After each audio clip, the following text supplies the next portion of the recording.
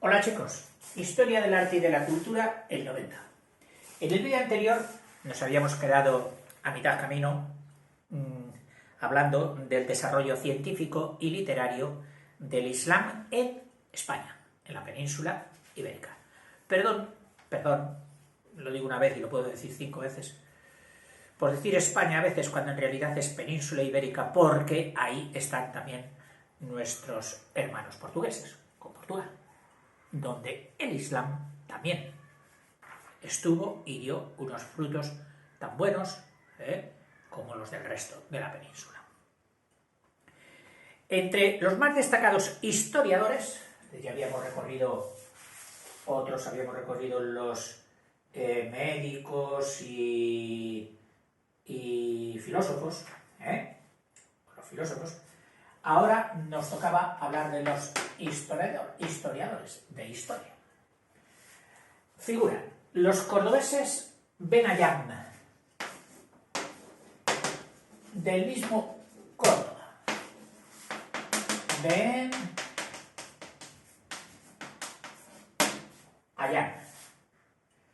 y Benazán, Benayán y Benazán.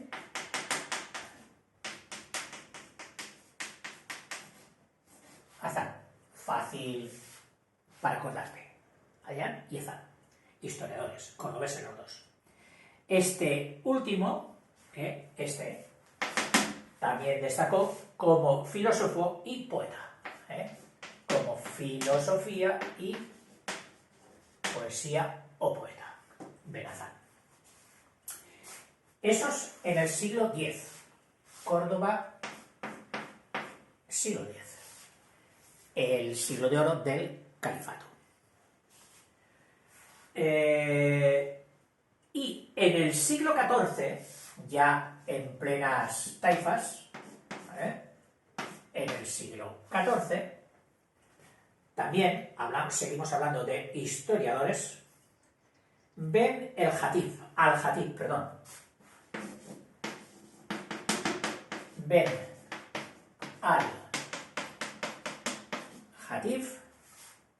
con B,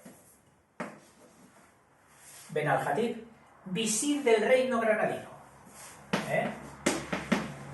Visir de Granada. Visir era prácticamente el primer ministro, el jefe de gobierno. ¿Por qué? Porque el emir, estamos con los emiratos, no con los califas, el emir era una figura no de paja, no, poder tenía mucho. Pero él estaba a la representación, a las cuestiones fundamentales de, qué sé yo, asociarse con unos, declarar la guerra a los otros, etc. Pero el que llevaba todo el carácter administrativo de un gobierno que es enorme, el que atendía a las finanzas, a la agricultura, a la pesca, a todo, ese era el visir, un auténtico primer ministro. En unas naciones se suele llamar hoy, y también en otras, jefe de gobierno, a no ser que ya sea de corte presidencialista, como ocurre en Estados Unidos, que prácticamente está todo representado en la misma persona. Pero, por ejemplo, Francia pues tiene un jefe de república, presidente de república, y luego tiene un jefe de gobierno, un primer ministro. Inglaterra tiene la reina y tiene el primer ministro. España tiene al rey y tiene un jefe de gobierno. Pues esos segundos sería el visir, que fue el visir de Granada. Claro, estamos ya en el siglo XIV. Pues este fue un gran historiador. Ben Jaldún, que está considerado por los árabes como su principal historiador. Ben Jaldún. El más grande historiador de los árabes, de ascendencia sevillana, es decir, de padres sevillanos, aunque él había nacido aunque él había nacido en Túnez. Él había nacido en Túnez, pero era de familia de padres sevillanos. Ben Khaldún, el más grande historiador reconocido por los árabes. Estamos con la historia. Más. Pasamos a la geografía. Geografía.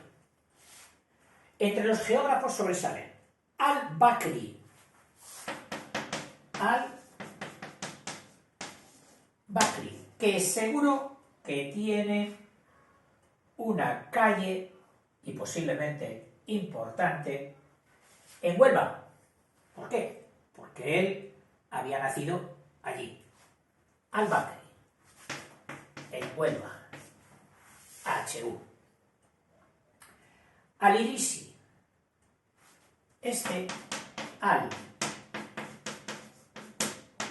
Al-Idrisi, sí, con una sola I, pues residió mucho tiempo en la corte normanda de Sicilia, es decir, vivió en Sicilia con el rey normando.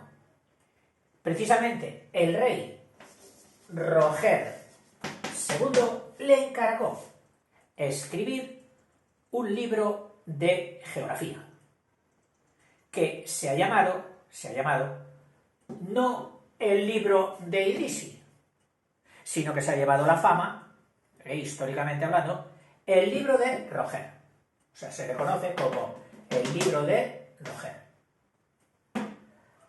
O también, en árabe, el Kitab Rukari. Rukari o Ruchari. Kitab Ruchari. Ese fue el libro que escribió Al-Idrisi, que era español, pero que residió mucho tiempo en la corte de Sicilia de Roger II. Seguimos. Los musulmanes españoles, al igual que todos los árabes, fueron extraordinariamente aficionados a la poesía. ¿Qué sé yo? Diría, mira, en un gitano el cante se le supone. Bueno, pues en un árabe de aquellos momentos, lo de poeta se le supone. Pero en un grado más que el refrán nos supone a todos. Aquel refrán que dice de músicos, poetas y locos, todos tenemos un poco. No. Aquí estaban dotados para la poesía. Y la practicaban. Y estaba en la cultura de sus quehaceres diarios y cotidianos, la poesía. Entre los poetas hispano-musulmanes descuellan. Vamos a hacer un aclarado para la poesía que tan importante fue. Poesía. Dicho de otra manera, podrían haber puesto aquí lírica. También habría estado bien. Descuellan. Durante el emirato, es decir, antes de que se proclamara califa independiente, siglos VIII, etc. Durante el emirato, Al-Ghazal, durante el emirato, Al-Ghazal, que significa la gacela. Al-Ghazal, la gacela, que brilló en la corte de Abderramán II. Segundo, bajo el emirato. Periodo siguiente, califato, siglo X y parte del XI. Un siglo amplio, extendido en el 9 y extendido también en el 11. Bajo el califato, Ben Hasan, que ya le hemos puesto como historiador, ¿recuerdas? Ben Hasan, que nos habían advertido que también fue filósofo y poeta. Pues aquí lo tenemos como poeta. Alhazán, que no solo escribió sobre esas tres, filosofía, poesía e historia, sino que fue un auténtico polígrafo, es decir, que escribió de muchas materias. Un hombre de amplia cultura y sabiduría, Ben Hazán, citado ya como filósofo e historiador. Luego, el más ilustre escritor de la España musulmana, es decir, lo considera el más ilustre escritor de todo este periodo de la España musulmana. El más ilustre escritor de la España musulmana, Ben Hazán.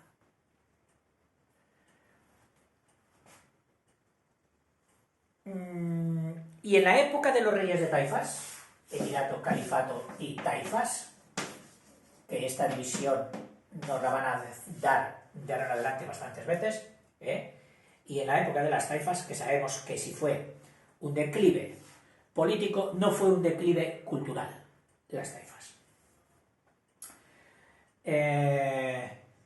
Verdadero siglo de oro de la poesía arábiga española. Es decir, si alguno de estos tres periodos, el Emirato, el Califato o las Taifas, fue brillante en poesía y en letras en general, fue el periodo de las Taifas. Auténtico siglo de oro de las letras hispano-musulmanas. El extraordinario poeta Ben Zaidún. Ben Zaidún. A ver si lo he escrito bien. Ben Zaidún. Sí. No. Es que no fallo, Ben Zaidún. Con N. Otro. Y el rey Mutamid de Sevilla. El rey, o sea, título de rey, reino. Sevilla fue reino. Ya no lo consideraba un emirato de Taifa, sino un reino. Seguramente por similitud con los reinos cristianos que ya estaban muy presentes en todas sus vidas, en el periodo de Taifas, estaban luchando todo el día contra ellos, pues entonces él también dijo, yo también quiero ser rey igual que aquellos, y el rey Mutamid de Sevilla, y siendo Sevilla pues una de las ciudades más importantes. Este fue una especie de mecenas, una especie de Alfonso X el Sabio. Gran protector de la cultura, que vivió rodeado de una pléyade de literatos y poetas. Los becaba, los mantenía, disfrutaba de su compañía y de sus producciones. El rey Mutamid de Sevilla, que al mismo tiempo también lo consideraron como buen poeta. Con esto podríamos dejar ya el campo de las letras para pasar al campo de las artes plásticas, puesto que veo que lo siguiente ya es arquitectura, etc. Con la arquitectura, que fue casi la única expresión de arte plástico con el mundo árabe, ya que ya sabéis que las pinturas de la figura humana y las esculturas estaban prohibidas por el Corán. Entonces en la arquitectura fue donde echaron su desarrollo. Me ocurre pues como las capacidades de una persona, que si tiene mermada una capacidad, que sería la vista, es invidente, pues desarrolla mucho más los otros sentidos. Y esto pasó en el Islam. Al tener prohibida la escultura y la pintura, se volcaron en la arquitectura, en la que obtuvieron brillantes edificios, mezquitas, monumentos preciosos. Hasta ahora.